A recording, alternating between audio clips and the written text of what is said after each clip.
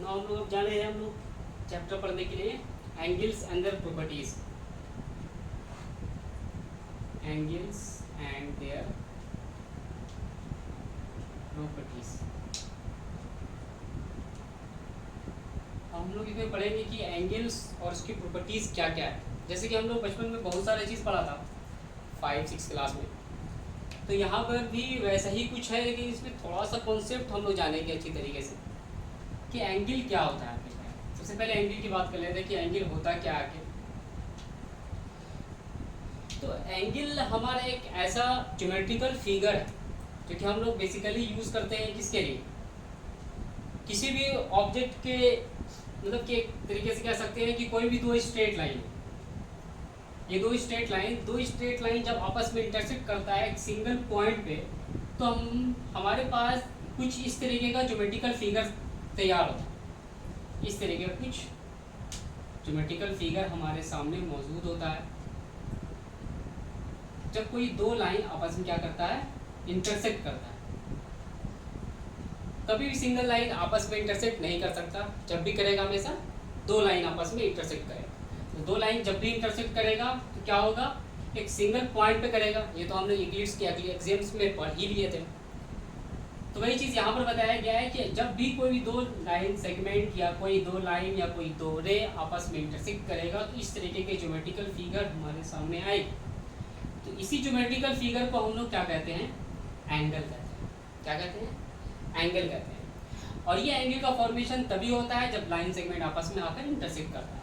और इस इंटरसेक्ट करने के दौरान इसे हम लोग क्या कहते हैं, ये हमारा आर्म्स होता है। ये क्या होता है, आर्म होता है। यह हमारा वर्टेक्स होता है। ये आर्म हो गया, ये हमारा, ये भी आर्म हो गया, ये हमारा वर्टेक्स हो गया जिसपे एंगल का फॉर्मेशन हुआ है। एंगल एक तरीके से अगर देखा जाए तो दो लाइन इंटरसेक्ट करने के बाद ही बना। अगर दो लाइन आपस में इंटरसेक्ट नहीं करता तो ये ज्योमेट्रिकल फिगर का फॉर्मेशन नहीं होता। ये हर तरीके से पॉसिबल है, या तो 2D में दिखा जाए या 3D में देखा जाए या क्लोज फिगर के अंदर देखें। मतलब कि किसी भी ज्योमेट्रिकल फिगर के अंदर ये चीज़, ये ज्योमेट्रिकल फिगर का फॉर्मेशन होना एज ए कॉमन के तौर पे, एज ए कॉमन तौर पे है, क्योंकि आसान तरीके से ये ज्योमेट्रिकल फिगर हर ज्योमेट्रिकल फिगर के अंदर मौजूद होता है और पता चल जाता है। उसके बाद तो जो एंगल क्या हुआ, तो एंगल हमारा एक ऐसा ज्योमेट्रिकल फिगर हुआ जो कि फॉर्मेशन कब होता है इसका, जब दो लाइन आपस में इंटरसेक्ट करता है तब जाकर जो एक ज्योमेट्रिकल फिगर फॉर्म होता है उस दो लाइन के बीच में, वही हमारा एंगल कहलाता है। और वो दो लाइन उस एंगल का आर्म कहलाता है, और जिस पॉइंट पे एंगल का फॉर्मेशन होता है उसको हम लोग वर्टेक्स कहते हैं। ठीक है, ये हो गया हमारा एंगल। अब एंगल में हम लोग जानते हैं कि दो चीज़ होता है। ये ज्योमेट्रिकल फिगर दो तरीके से बन रहा है। ये तो एक जो कि सामने दिखा दिए, ये एक बन रहा है, इसे एंगल कहेंगे हम। लेकिन ये ज्योमेट्रिकल फिगर एक और तरीके से बन रहा है जो कि हम नहीं देख पा रहे हैं, जो कि हम दिखा रहे हैं। अब देखा जाए तो ये बाहर के साइड भी ऐसे ऐसा ज्योमेट्रिकल फिगर का फॉर्मेशन हुआ है, क्योंकि ये हमारा, ये भी जो ज्योमेट्रिकल फिगर है जो कि बाहर में इसके चारों तरफ दो लाइन, दो एंगल के आर्म की चारों तरफ बना है, ये भी हमारा क्या है, एंगल को ही बताता है। ये भी एंगल ही है। तो ये एंगल दो तरीके से बनेगा, या तो इस दो आर्म के अंदर बनेगा या तो आर्म के बाहर। तो इसलिए एंगल को डिवाइड कर दिया है कॉमनली के तौर पे कि आर्म के अंदर बनेगा तो इसको इंटीरियर ऑफ द एंगल कहेंगे, interior of the angle. Arm के बाहर बनेगा तो क्या बोलेंगे इसे, एक्सटीरियर ऑफ द एंगल। यह एंगल का एक्सटीरियर पार्ट हो जाएगा, ये इंटीरियर पार्ट हो गया एंगल। अब हम लोग बात करते हैं कि हम लोग समझ गए कि एंगल होता क्या है, एंगल का फॉर्मेशन कैसा होता है, कैसे होता है। अब हम लोग बात करते हैं कि एंगल को मेज़र कैसे करते हैं। एंगल को मेज़र करना हम लोग दो तरीके से मेज़र करते हैं, अकॉर्डिंग टू क्लॉक के बेसिस पे। जिस तरीके से क्लॉक मूव करता है क्लॉकवाइज और उसके जस्ट अपोजिट डायरेक्शन होता है एंटी क्लॉकवाइज, तो हम लोग क्लॉकवाइज और एंटी क्लॉकवाइज दो तरीके से, दो डायरेक्शन में हम लोग एंगल को मेज़र करते हैं। एंगल को मेजर किया जाता है किसमें, मेजरमेंट जो एंगल का हमारा है,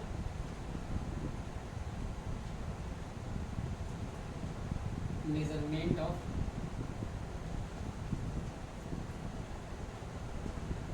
एंगल। एंगल के मेजरमेंट हम लोग दो तरीके से करते हैं, क्लॉकवाइज डायरेक्शन और एक होता है हमारा एंटी क्लॉकवाइज डायरेक्शन। इस दो डायरेक्शन में हम लोग क्या करते हैं, एंगल का मेजरमेंट करते हैं। तो एंगल के मेजरमेंट करने के लिए यही दो डायरेक्शन क्यों चूज किया गया, क्यों, क्योंकि हम लोग ये ज्योमेट्रिकल फिगर अगर देखा जाए तो एक्चुअली में दो लाइन सेगमेंट के द्वारा तो बना है, लेकिन इसको एक और तरीके से बना सकते हैं। अगर कोई एक ऐसा लाइन सेगमेंट है जो कि एक आर्म है, जो कि एक आर्म यहाँ पे मौजूद है, इस आर्म को अगर थोड़ा रोटेट किया जाए, रोटेशन के दौरान इस एंगल का भी फॉर्मेशन हो रहा है। तो बेसिकली जो एंगल का फॉर्मेशन हुआ ना, वो दो लाइन सेगमेंट के साथ हुआ तो, लेकिन उसका प्रैक्टिकली अगर देखा जाए तो वो रोटेट करने के द्वारा एंगल का फॉर्मेशन हुआ। और यही रोटेशन दो तरीके से होता है, या तो क्लॉकवाइज डायरेक्शन में जाए या एंटी क्लॉकवाइज डायरेक्शन में। तो बेसिकली 9th या 10th के स्टैंडर्ड के तौर पे हम लोग जो है एंगल को मेजर करते हैं वो एंटी क्लॉकवाइज डायरेक्शन में मेजर करते हैं, और ये एंगल को हम लोग पॉजिटिव कंसिडर करते हैं as a convenient. As a convenient हम लोग इसे एंटी क्लॉकवाइज डायरेक्शन को क्या मानते हैं, पॉजिटिव मानते हैं, और क्लॉकवाइज डायरेक्शन को नेगेटिव माना जाता है। तो हम लोग जो इस तरीके से एंगल एंटी क्लॉकवाइज डायरेक्शन में मेजर करेंगे, यहाँ से यहाँ तक, फिर यहाँ से यहाँ तक एंगल को मेजर किया जाएगा, तो ये हमारा पॉजिटिव एंगल होगा। लेकिन अगर इसी एंगल को हम लोग इस डायरेक्शन में मेजर करते हैं, इस डायरेक्शन में उल्टा मेजर करेंगे कम्प्लीटली, तो ये हमारा क्या होगा, नेगेटिव एंगल। तो ये हो गया एंगल का मेजरमेंट। अब एंगल की यूनिट के बारे में आते हैं कि एंगल को जब मेजरमेंट कर दिया, लेकिन उसमें कौन से यूनिट का यूज़ करेंगे। जैसे लेंथ को मेज़र करते हैं तो उसको मीटर में यूज़ करते हैं, मास को मेज़र करते हैं तो केजी लगाते हैं, टाइम को मेज़र करते हैं तो सेकंड लगाते हैं। तो उसी तरीके से अगर एंगल को हमने मेजरमेंट कर लिया किसी तरीके से, तो उसके मेजरमेंट के लिए मैग्नीट्यूड तो मेरे पास रहेगा, लेकिन यूनिट के लिए क्या होगा। तो एंगल को मेजरमेंट करने के लिए जो यूनिट हम लोग इस्तेमाल करते हैं वो दो होता है, एक डिग्री होता है और एक होता है रेडियन। ये स्पेशली प्लेन एंगल के लिए हम लोग बात कर रहे हैं, अभी सॉलिड एंगल की बात नहीं की गई। तो ये प्लेन एंगल हमारा एक एंगल को डिग्री में मेज़र करते हैं या तो रेडियन में मेज़र करते हैं। रेडियन में मेज़र करना सबसे बेटर रहता है, क्योंकि हम लोग 11th में पढ़ेंगे।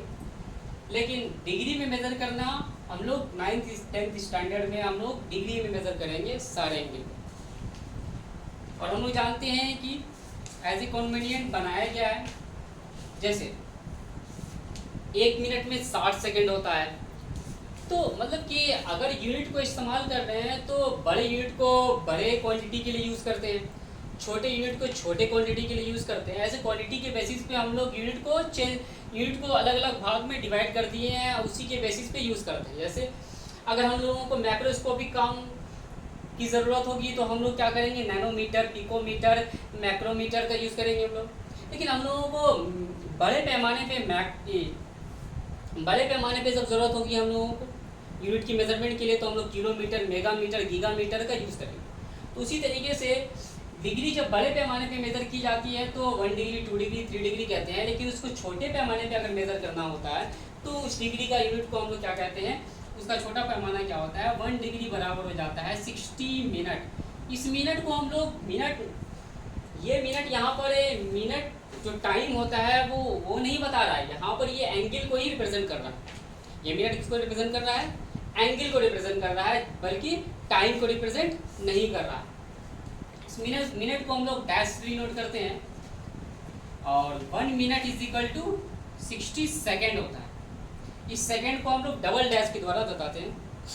बात यह है कि 1 मिनट 60 सेकेंड के एक्चुअली बराबर होता है टाइम में, लेकिन ये एंगल में भी 1 मिनट 60 सेकेंड के बराबर होता है। ये मिनट और ये सेकेंड एंगल को ही बता रहा है, टाइम को नहीं बता रहा। दैट्स ऑल, एंगल को यहीं तक रहने देते हैं।